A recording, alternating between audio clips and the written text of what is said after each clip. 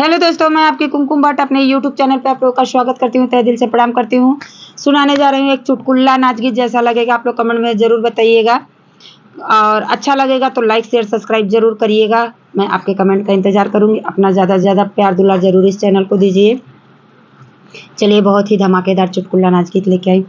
गैली अपने पियवा से हार छोटी ननदी, गैली अपने पियवा से हार छोटी ननदी, हार छोटी ननदी वो हार छोटी ननदी, हार छोटी ननदी वो हार छोटी ननदी, गैली अपने पियवा से हार छोटी ननदी, गैली अपने पियवा से हार छोटी ननदी। खाए के मांगे ननदो पूड़िया मिठाइया, खाए के मांगे ननदो पूड़िया मिठाइया, अरे ऊपरा से चटनी अचार छोटी ननदी,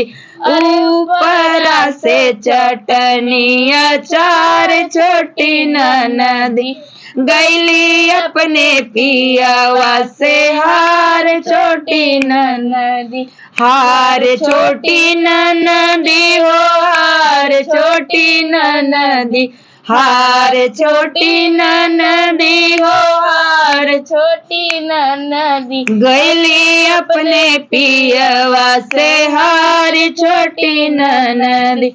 पूछ ही के मांगे ननदो दुई दुई पनवा, कुछ ही के मांगे ननदो दुई दुई पनवा, अरे ऊपर से दोहरा पुकार छोटी ननदी, अरे ऊपर से दोहरा पुकार छोटी ननदी, गैली अपने पियवा से हार छोटी ननदी, गैली अपने पियवा से हार छोटी ननदी। सूत ही के मांगे ननदो लाली कलियंगिया, सूत ही के मांगे ननदो लाली पलंगिया, अरे ऊपर से सवतन हमार छोटी ननदी, अरे ऊपर से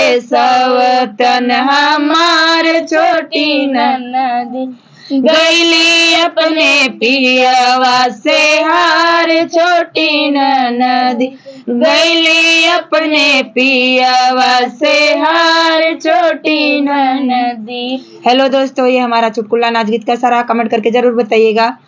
फिर मिलती हूँ नेक्स्ट वीडियो में, तब तक के लिए राधे राधे, जय श्री कृष्णा, हर हर महादेव।